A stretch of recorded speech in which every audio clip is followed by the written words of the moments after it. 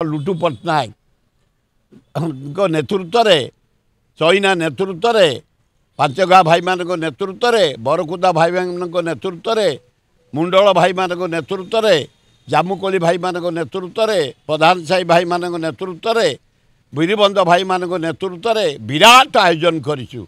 पूरा पहाड़ को लाइट सजई दि जाए।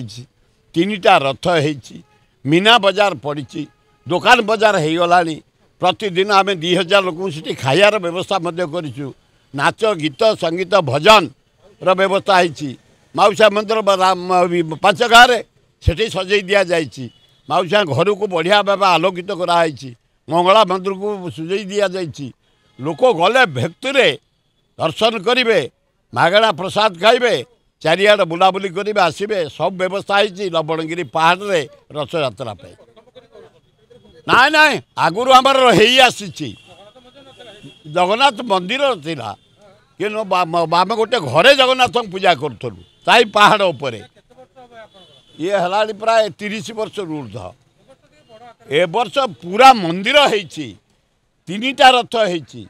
दुनिया आरेंजमेंट होती। दुकान बजार चारिआड आसीगला। मीना बजार आसीगला। खाइबा मागणा कर प्रतिदिन 2000 लोग खाइबे।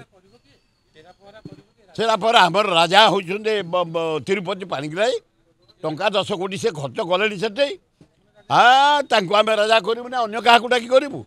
से जीतला पर्यंत रजा सेरा पहरा करेंगे ना मु शेष पशेनी।